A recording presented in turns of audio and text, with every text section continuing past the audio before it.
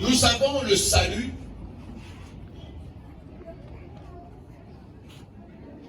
par grâce.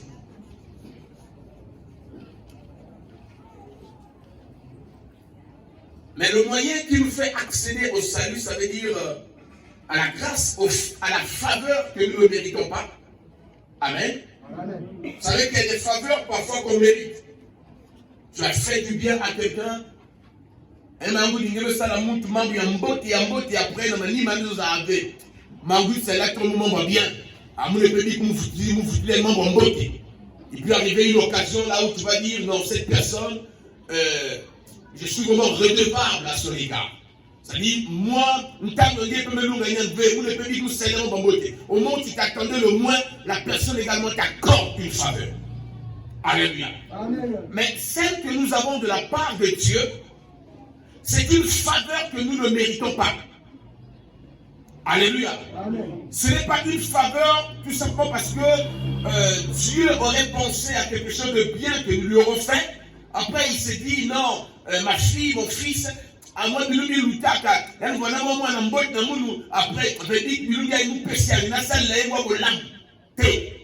la Bible nous dit, quand nous étions encore des pécheurs, quand nous étions morts, quand nous étions loin de Dieu, séparés de lui, quand nous étions des vrais rebelles vis-à-vis de Dieu, allons à l'encontre de sa volonté, de sa parole, c'est pendant ces moments-là que Dieu nous a fait grâce.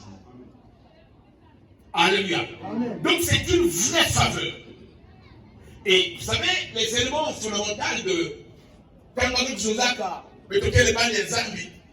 quand on parle du salut, déjà ici, il n'y a pas de mérite. Paul nous le dit. Ce n'est pas un mérite. Ça veut dire que non, moi je suis sauvé, c'est parce que j'ai fait des efforts. Non. Personne n'a fait des efforts pour être sauvé, si ce n'est que le Christ qui a tout subi pour nous et à cause de nous. Alléluia. Amen. Donc, il y a des choses que le Seigneur veut nous faire comprendre. Il dit nous sommes sauvés par grâce. Alléluia. C'est l'amour infini de notre Dieu. C'est sa compassion inexplicable. C'est-à-dire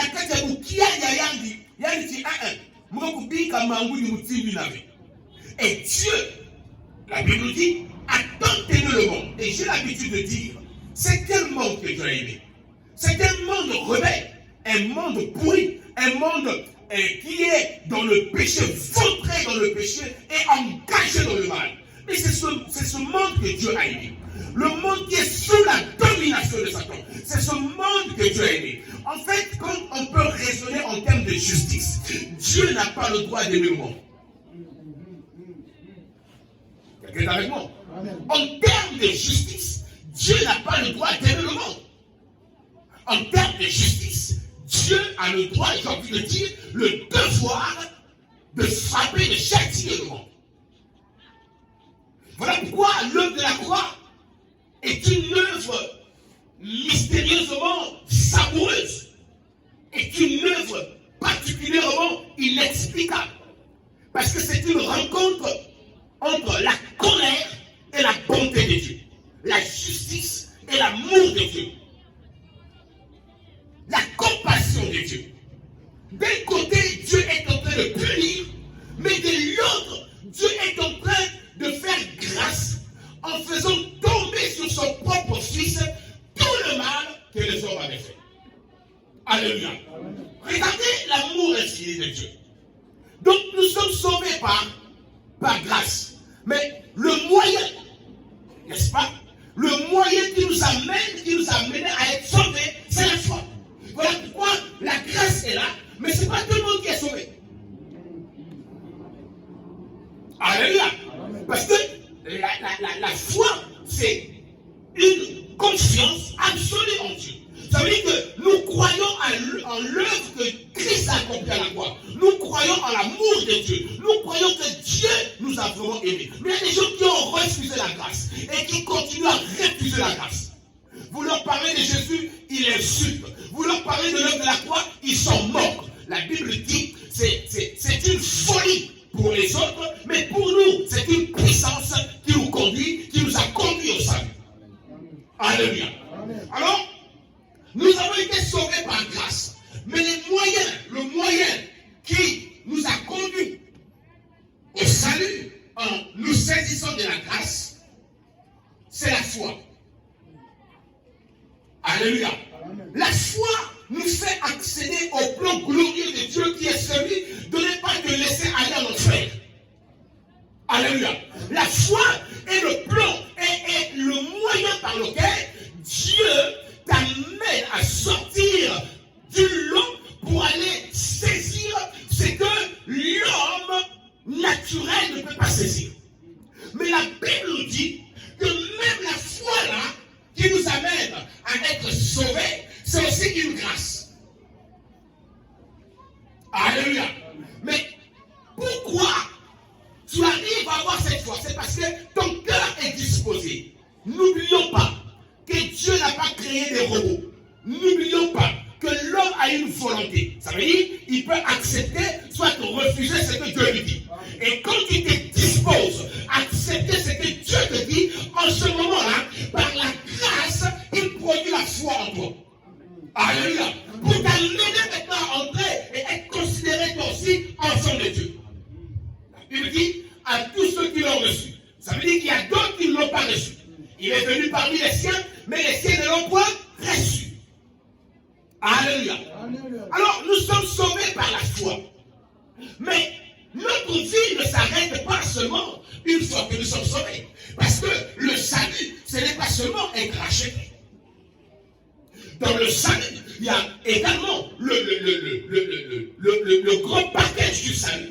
Le premier plan, c'est que nous soyons sauvés. Mais à l'intérieur du salut, Dieu veut opérer au travers de nous. Dieu veut accomplir des choses au travers de nous. Dieu veut manifester sa gloire au travers de nous. Dieu veut faire de telle sorte que l'humanité entière sache qu'il nous aime et qu'il accomplit un plan merveilleux par son Fils pour que chacun de nous s'en saisisse et parvienne à la connaissance de sa volonté.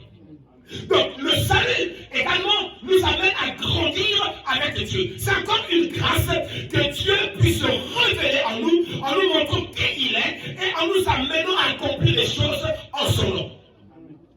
Alléluia. La Bible dit que nous sommes sauvés. Mais après, qu'est-ce que le Seigneur dit? Mon juste vivra par la foi. Ça veut dire que tu l'as déjà sauvé. Tu as déjà le salut. Donc il y a le salut qui t'a mené à la vie éternelle, à devenir enfant de Dieu, mais tu ne dois pas seulement t'arrêter là. Il y a la foi qui doit t'amener maintenant à marcher dignement avec le Seigneur.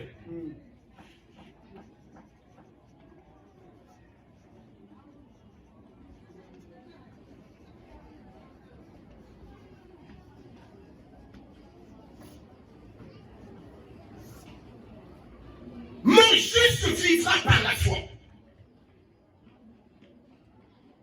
Ça veut dire que ceux qui m'appartiennent ne doivent pas arrêter de croire en moi, de faire absolument confiance en moi, parce que il dit dans Hébreux 11:6, sans cette confiance absolue, nul ne peut être agréable à mes yeux. Alléluia. Ça veut dire que la foi, et la Bible dit, c'est le Seigneur lui-même qui en est l'auteur. Il est à la fois l'auteur et le consommateur. Il se nourrit de notre foi. Il y a une bagarre qu'on dit Manabiso. Vous comprenez? Nous amène à Zakepo, à Zouakaba, plein de ceux qui disent Nabiso. Tout ça, qu'on a non, on a évité, ni na salambé, Nzambe, ni connaissons nos salaires depuis le moment nanga, quand il y a nos salaires. Non! Il faut que nous parvenons à une dimension là où tu peux dire à Dieu, Père, je sais que tu m'aimes. Tu es un Père bon. Tu es excellemment bon. Tu ne me veux pas du mal. Tu ne voudras jamais me voir malheureux. Parce que ta volonté, c'est de me voir heureux et prospère à tous égards. Je sais que les combats sont rudes. Et le chemin n'est pas comme un chemin de celui qui marche plus tranquillement et il n'y a rien sur la route. Je sais qu'il y aura des batailles. J'aurai peut-être même des moments d'errance dans ma vie. Mais je crois, je sais que tu es fidèle. Parce que tu as dit dans ta parole, je ne t'abandonnerai point, je te laisserai point. Et l'Éternel dit, quand tu arrives à un niveau pareil, ça veut dire que tu ne te plains plus. À chaque circonstance, tu rends grâce. Est-ce que quelqu'un est avec moi? Quand on grandit dans la foi, les données de notre vie également changent. Notre attitude également change. Notre comportement également change.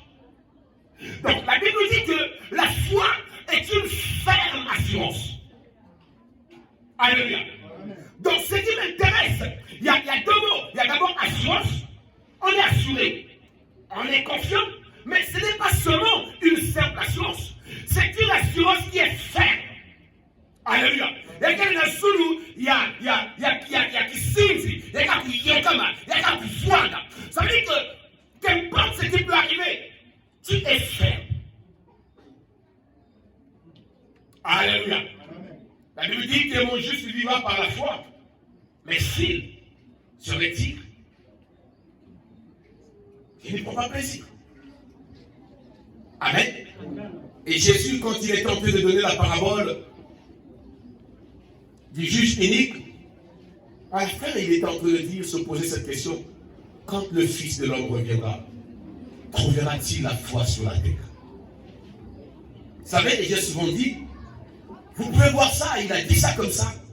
Aucune parole du Seigneur n'était prononcée de façon juste fortuite pour faire plaisir. Non. Toutes les paroles du Seigneur ont été prononcées pour un but. Et tout ce qu'il a dit, c'était l'enseignement. Alléluia. Amen. Donc, nous marchons, chacun de nous. Si nous sommes sauvés par la foi. Mais la foi ne doit pas s'arrêter seulement sur nous sommes sauvés. Et encore, bien aimé, la foi ne doit pas seulement être l'objet que nous devons utiliser pour venir demander des choses à Dieu. Amen. Amen.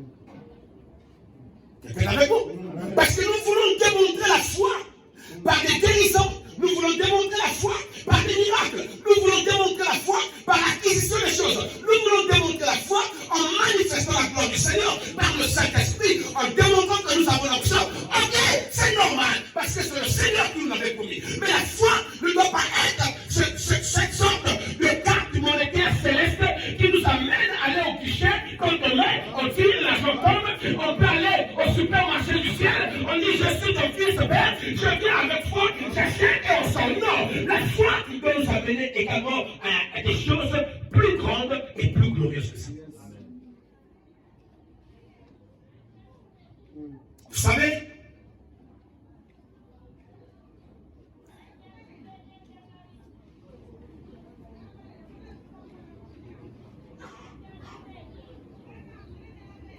chacun de nous peut constater que les choses vont très vite. J'ai dit, chacun de nous peut constater que les choses vont très très vite. Et chacun de nous également peut constater que ce que le Seigneur avait annoncé s'accomplit également de façon vertigineuse. Et ce qui est parfois également compliqué, c'est que ça trouble beaucoup d'enfants de Dieu.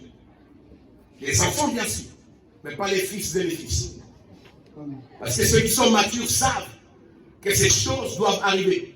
Sinon, si elles n'arrivent pas, c'est que Christ est menteur. Il n'est pas un homme pour mentir, ni le Fils de l'homme pour se repentir. Ce qu'il a dit, il veillera pour que ça s'accomplisse. Alléluia. Donc, tout ce qui se passe, le Seigneur attire notre attention. Alors, en regardant comment ce que le Seigneur est en train de nous amener un pas après l'autre, je comprends que nous avons encore besoin de notre foi, qu'il grandisse encore. Et le Saint-Esprit m'en a convaincu. Voilà pourquoi je peux le dire. Nous avons été sauvés par grâce. Et le moyen qui nous a mené à accéder à la grâce, c'est la foi que Dieu a utilisée. Et le moyen qui nous amène également à tenir ferme sur la terre, c'est la foi. Parce que le jour que nous perdons la foi, l'ennemi prend le dessus sur nous et notre vie devient comme ça. Nous devenons des véritables occasions de chute pour les autres. Qu'est-ce qui amène les gens à quitter les églises? Qu'est-ce qui amène les gens à se détourner du Seigneur? Qu'est-ce qui amène les gens à vivre comme des gens qui n'ont pas compris la parole? Mais c'est parce qu'ils abandonnent la foi. Or, la foi vient de ce qu'on entend et de Christ, dès lors qu'on n'a plus l'amour de la part